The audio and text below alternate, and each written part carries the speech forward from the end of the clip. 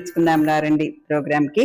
ఈరోజు ఒక చక్కటి అమ్మవారి కీర్తన నేర్చుకుందాము. పాట అంబుజవాసిని సుందరి వాణి అని మొదలవుతుంది. ఇది హమీర్ కళ్యాణి రాగంలో ఉంటుంది.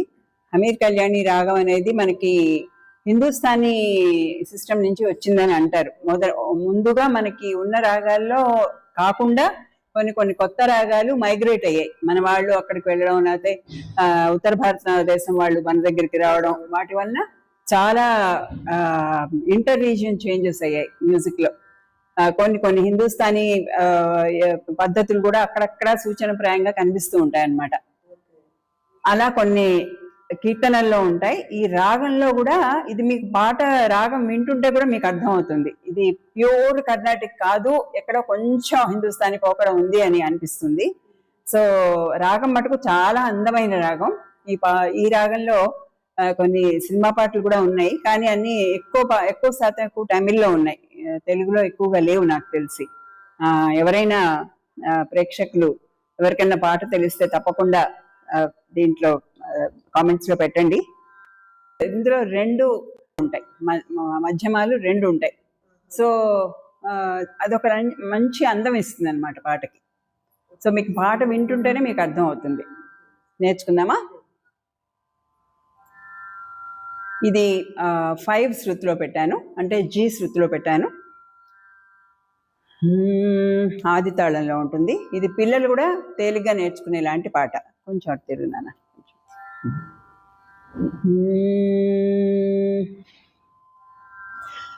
అంబుజవాసిని సుందరి వాణి, అంబుజవాసిని సుందరి వాణి, సరస్వతి దేవి నమోస్తుతే, సరస్వతి దేవి నమోస్తుతే.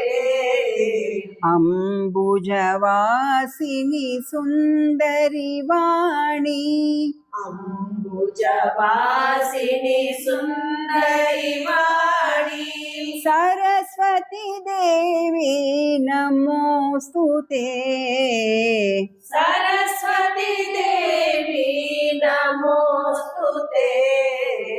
అంబుజవాసిని సుందరి వాణి, అంబుజవాసిని సుందరి వాణి. ఇది పల్లవి. 2 సార్లు పాడి మూడోసారి ఫస్ట్ లైన్ ఒకటి పాడి ఆపుతాం అన్నమాట. ఇప్పుడు ఫస్ట్ చరణం. పుస్తకధారిణి బుద్ధి ప్రదాయిని, పుస్తకధారిణి బుద్ధి ప్రదాయిని, పుస్తకధారిణి బుద్ధి ప్రదాయిని, పుస్తకధారిణి బుద్ధి ప్రదాయిని, వీణా పాణి త్రినయని పాహి, వీణా వాణి త్రినయని పాహి. కొంచెం వేరగా పాడుతున్నారు. వీణా పాణి త్రినయని పాహి, వీణా వాణి త్రినయని పాహి. ఒక్కసారి వినండి మళ్ళీ. వీణా పాణి త్రినయని పాహి, వీణా పాణి త్రినయని పాహి, అంబుజవాసిని సుందరి వాణి. అంబుజవాసిని సుందరి వాణి. అంటే మనం పాడేటప్పుడు మనకున్న టైంని బట్టి ఒక్కొక్కప్పుడు మనం హడావిడిగా పాడాల్సి వస్తుంది, ఒక్కొక్కప్పుడు ఏదైనా చిన్న ప్రోగ్రాంలో మనకి కొంత టైం ఇస్తారు, అప్పుడు పాడాల్సి వస్తుంది. అలా రకరకాలుగా మనకు వచ్చే అవకాశాలని బట్టి మనం ఎన్నిసార్లు రిపీట్ చేస్తాం అనేది మనమే జడ్జి చేసుకోవాలి. మామూలుగా చరణం అయిన తర్వాత పల్లవి మొత్తం పాడి మళ్ళీ అంబుజవాసిని సుందరివాణి దగ్గర ఆపితే బాగుంటుంది, అందంగా ఉంటుంది. కానీ ఒక్కొక్కప్పుడు మనకున్న టైం దానికి సరిపోకపోవచ్చు. కాబట్టి మనం ఆ ఫస్ట్ అంబుజవాసిని సుందరివాణి దగ్గర ఆపేస్తే కూడా బాగుంటుంది. మనం అంటే అవతల వాళ్ళ మూడుని బట్టి కూడా మనకున్నాయి. ఇప్పుడు అవతల ఇంకో 4 పాడడానికి ఉన్నారనుకోండి, అప్పుడు మనం ఒక్కళ్ళమే కాదు కదా. సో కాబట్టి మనం అప్పుడు మన టైం అడ్జస్ట్మెంట్ చేసుకోవాలి. మనకున్న టైంని బట్టి మన పాట అడ్జస్ట్మెంట్ చేసుకోవాలి, రిపిటేషన్స్ అవన్నీ. సెకండ్ చరణం.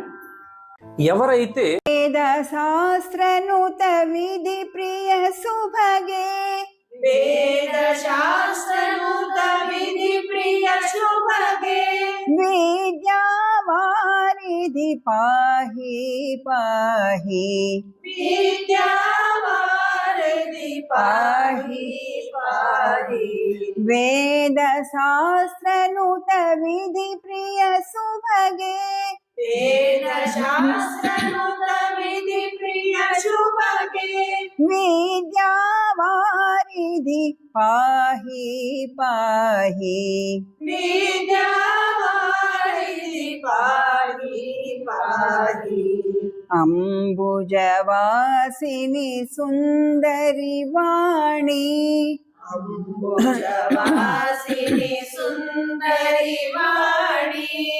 సెకండ్ చరణం ఇంకోసారి చెప్తాను. వేద శాస్త్రనుత విధి ప్రియ సుభగే వేద శాస్త్రనుత విధి ప్రియ శుభగే విద్యావారిధి పాహి పాహి విద్యావారిధి పాహి పాహి అంబుజవాసిని సుందరి వాణి అంబుజవాసిని సుందరి వాణి. మూడో చరణం. మాలాలంకృత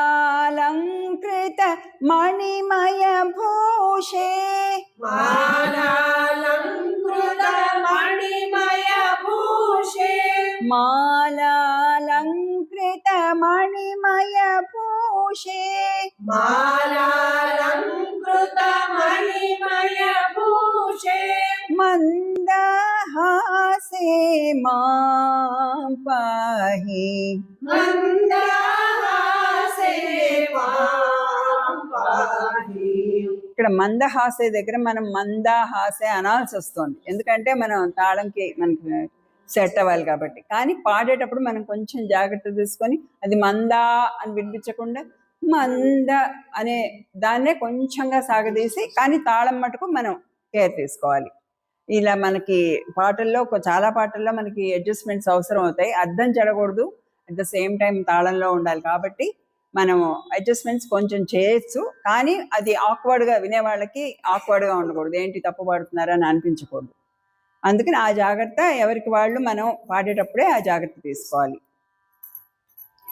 మాలాలంకృత మణిమయ భూషే మాలాలంకృత మణిమయ భూషే మందహాసే మాం పాహి మందహాసే మాం పాహి మాలాలంకృత మణిమయ భూషే మాలాలంకృత మణిమయ భూషే మందహాసే మాం పాహి మందహాసే మాం పాహి అంబుజవాసిని సుందరి వాణి అంబుజవాసిని సుందరి వాణి సరస్వతి దేవి నమోస్తుతే సరస్వతి దేవి నమోస్తుతే అంబుజవాసిని సుందరి వాణి అంబుజవాసిని సుందరి వాణి. సో హిందుస్థానీకి కర్ణాటిక్కి మనం పలకడంలో కూడా కొంచెం డిఫరెన్స్ ఉంటుంది, ప్లస్ కొంచెం మన సాగతీతలో కానీ ఆ రాగం తీయడంలో కానీ మీకు తేడా తప్పకుండా కనిపిస్తుంది. ఇప్పుడు ఇది మనం కర్ణాటకలో పాడితే అంబుజవాసిని సుందరి వాణి అలా నొక్కి కొంచెం గమకంతో పాడతాం. అదే హిందుస్థానీలో పాడినప్పుడు కొంచెం అంబుజవాసిని సుందరి వాణి, ఎందుకంటే మొత్తం ఉన్నది సాంస్క్రిట్ లాంగ్వేజే, మనకి అప్లికబులే, హిందుస్థానీకి కూడా అప్లికబులే. కాబట్టి భావం ఏమీ చెడదు, భావం చెడకుండానే పాడతాం. కానీ మీరు ఆ పలుకు తీరులోనే మీకు అది హిందుస్థానీ పద్ధతిలో పాడుతున్నామా కర్ణాటకలో పాడుతున్నా ఎవరు అంటే వాళ్ళ బ్యాక్గ్రౌండ్ ఏంటని తెలిసిపోతుంది. వీళ్ళు హిందుస్థానీ నేర్చుకుంటున్నారా, గమకం లేకుండా సాగతీయడం గమకం లేకుండా చాలా లైట్ గా పాడతారు. హిందుస్థానీకి గమకం అవసరం లేదు, కర్ణాటకలో గమకం లేకుండా అసలు కర్ణాటక లేదు. सपोर्ट कहाँ है, रेजिस्टेंस कहाँ है? ज्यादातर ट्रेडर्स को तो यही क्लियर नहीं होता है। मैनुअली सपोर्ट और रेजिस्टेंस लगाने से एंट्री और एग्जिट का टाइमिंग गलत हो जाता అవసరం లేదు, కర్ణాటకలో గమకం లేకుండా అసలు కర్ణాటక లేదు. గమకం లేకుండా కర్ణాటక గమక ప్రాధాన్యమైన సంగీతం కర్ణాటక. ఎందుకంటే ఎంత బరువు పెట్టి పాడితే అంత బాగా, అంటే అస్తమానం ఊరికే అనవసరమైన చోట్ల పెట్టమని కాదు, బట్ బరువు అనేది బిల్ట్ ఇన్ అనమాట. తాళం ఉంటుంది, తాళం మెయింటైన్ చేయాలి. కానీ గమకం అనేది మీకు ఇన్బిల్ట్ అనమాట. కర్ణాటక మ్యూజిక్ లో గమకం అనేది కంపల్సరీ. అసలు గమకం ఉంటేనే మీకు కొన్ని రాగాలు అయితే అసలు తోడి ఇలాంటి రాగాలు మీరు గమకం లేకుండా అసలు మనం ఊహించలేం, పాడలేం అసలు. అది కరెక్ట్ రాగమే రాదు. కానీ హిందుస్థానీకి వచ్చేసరికి మీకు వాయిస్ ఫ్లెక్సిబిలిటీ బాగుంటుంది. అందుకే చాలా మంది సింగర్స్ కర్ణాటక నేర్చుకున్న వాళ్ళు కూడా హిందుస్థానీ కూడా నేర్చుకుంటారు. ఎందుకంటే నీకు హిందుస్థానీలో ఫ్లెక్సిబిలిటీ, వాయిస్ కింద నుంచి పైకి నువ్వు వాయిస్లో బలం పెట్టక్కర్లేదు కాబట్టి ఫ్రీ ఫ్లో ఉంటుంది అన్నమాట, ఫ్రీ ఫ్లో ఉంటుంది. అందుకని హిందుస్థానీ కూడా నేర్చుకుంటారు. అది కూడా నేర్చుకుంటే అప్పుడు వాళ్ళు మంచి ఆర్టిస్టులు అవుతారు అనమాట రెండిట్లో. కానీ ఒకటి మనం తెలుసుకోవాల్సింది ఏంటంటే ఏది పాడినప్పుడు ఆ పద్ధతిలో పాడాలి. ఇప్పుడు కొంతమంది మీరు వినుంటే గనక పెద్ద పెద్ద సింగర్స్, వాళ్ళు పెద్ద కర్ణాటక సింగర్స్ అయి ఉంటారు, కానీ లైట్ మ్యూజిక్ పాడమంటే మటుకు కొంచెం తెలిసిపోతుంది వాళ్ళు బ్యాక్గ్రౌండ్ ఈజ్ ఫ్రమ్ కర్ణాటక అని చెప్పి తెలిసిపోతుంది. రెండూ పాడగలిగిన వాళ్ళు చాలా గొప్ప సింగర్స్ ఉన్నారు మనకి. లీల గారు, బాలమురళి గారు, వీళ్ళంతా ఏంటో సినిమా పాట పాడితే సినిమా పాట అంతా లైట్గా చక్కగా ఉంటుంది, అదే క్లాసికల్ పాడితే అసలు టోటలీ డిఫరెంట్గా ఉంటుంది. సో మనం పాట పాడే ఏం పాడుతున్నాం దాన్ని బట్టి మనం పాట పాడే పద్ధతి కూడా కొంచెంగా మార్చుకోవాలి. లైట్ మ్యూజిక్ పాడుతున్నప్పుడు భావం ఎక్కువ, భావ ప్రాధాన్యం కాబట్టి భావం ఎక్కువ కనిపించాలి. దీంట్లో కూడా భావం కనిపించాలి, కానీ బేసిక్గా మనకి శాస్త్రీయత ఎక్కువ ఉండాలన్నమాట హిందుస్థానీలో కానీ కర్ణాటకలో కానీ. సో ఆ కేర్ మనం తీసుకోవాలి. ప్రాక్టీస్ చేసుకునేటప్పుడే అట్లా ఆ విధంగా ప్రాక్టీస్ చేసుకోవాలి. మేడం నాకు ఐడియా వచ్చింది ఏంటంటే ఇది హమ్కో మనకి శక్తి దేనా పాట ఉంది కదా, ప్లస్ ఉషా పరిణయంలో శివ మహాదేవ శంభో. అవునా, ఆ పాట నేను వినలేదు. First line same. Okay okay okay. అలాగే మన ప్రేక్షకులు కూడా కొంతమంది ఎవరన్నా మంచి మంచి పాటలు తెలిస్తే, మంచి హిందీ కానీ తెలుగు కానీ సాంగ్స్ తెలిస్తే తప్పకుండా కామెంట్ చేయండి. ఈ రాగంలో ఏ పాటలు ఉన్నాయని మీరు అనుకుంటున్నారు తప్పకుండా కామెంట్ చేయండి. ఇప్పుడు మొత్తం ఒకసారి పాడదామా పాట?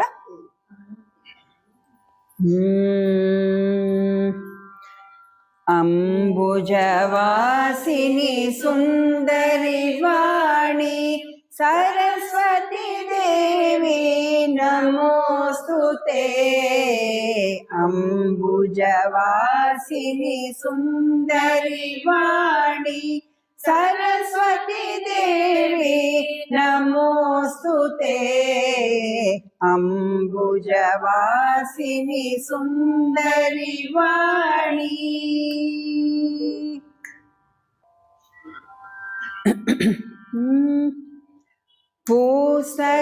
పుస్తకధారిణి బుద్ధి ప్రదాయిని మీనా పాణి త్రినయని పాహి.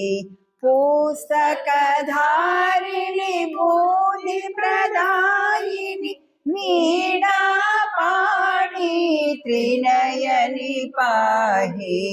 అంబుజవాసిని సుందరి వాణి. వేద శాస్త్రనుత విధి ప్రియ సుభగే విద్యావారిధి పాహి పాహి. వేద శాస్త్రనుత విధి ప్రియ సుభగే విద్యావారిధి పాహి పాహి. అంబుజవాసిని సుందరి వాణి. మాలాలంకృత మణిమయ భూషే మందహాసే మాం పాహి మాలాలంకృత మణిమయ భూషే మందహాసే మాం పాహి అంబుజవాసిని సుందరి వాణి సరస్వతి దేవి నమోస్తుతే అంబుజవాసిని సుందరి వాణి. ఇది పాట నచ్చింది అందరికి? నచ్చింది, చాలా నచ్చింది. చాలా హాయిగా అనిపిస్తుంది పాట. అమ్మవారు ఇంకా వచ్చాయని అమ్మవారి పండగలే మనకి, శ్రావణ మాసం నుంచి పండగలు మనం ఎప్పుడు పాడుకున్నా బాగుంటుంది. తర్వాత ఇందాక చెప్పాను కదా, ఈ పాట రచయిత ఎవరు, స్వరకర్త ఎవరు అనేది దొరకలేదు నాకు ఎక్కడెక్కడ డీటెయిల్స్. మీకు కానీ మన ఆడియన్స్కి కానీ ఎవరికైనా దొరికితే తప్పకుండా కామెంట్ చేయండి. కొత్త విషయాలు మేము తెలుసుకున్న వాళ్ళం అవుతాం. సరేనా? సరే, వచ్చే ఎపిసోడ్లో మరో మంచి పాటతో కలుసుకుందాం. సరేనా? నమస్కారం.